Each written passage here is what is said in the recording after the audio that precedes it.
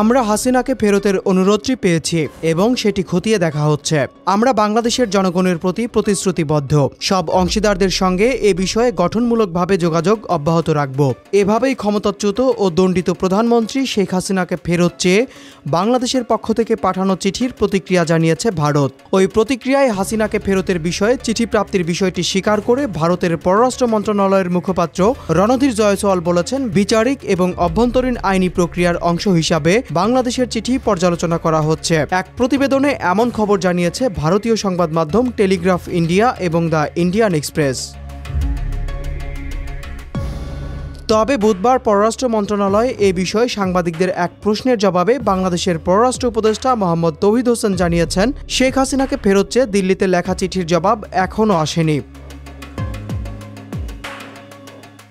কোন প্রক্রিয়ায় ভারতে চিঠি পাঠানো হয়েছে জানতে চাইলে পররাষ্ট্র উপদেষ্টা সাংবাদিকদের বলেন, কূটনৈতিক পত্র আমাদের মিশনের মাধ্যমে ভারতের পররাষ্ট্র মন্ত্রণালয়ে পাঠানো হয়েছে। কোনো উত্তর আসেনি। এত তাড়াতাড়ি উত্তর আমরা আশাও করি না। উপদেষ্টা সাংবাদিকদের আরও বলেন, আমি মনে করি না ঢাকার অনুরোধ পাঠানোর এক সপ্তাহের মধ্যেই তারা জবাব দেবে। তবে আমরা জবাবের প্রত্যাশা করছি। ভারত জবাব দেবে না এমনটি বাংলাদেশ মনে করছে না। গত 17 নভেম্বর আন্তর্জাতিক অপরাধ ট্রাইব্যুনালে মানবতা বিরোধী অপরাধের দায়ে মৃত্যুদণ্ডে দণ্ডিত হয়েছেন সাবেক প্রধানমন্ত্রী শেখ হাসিনা ও সাবেক স্বরাষ্ট্রমন্ত্রী আসাদুজ্জামান খান কামাল। দণ্ডিত হওয়ার পর শেখ হাসিনা ও আসাদুজ্জামান খান কামালকে হস্তান্তরের জন্য ভারতকে প্রথমবারের মতো চিঠি দিয়েছে বাংলাদেশ।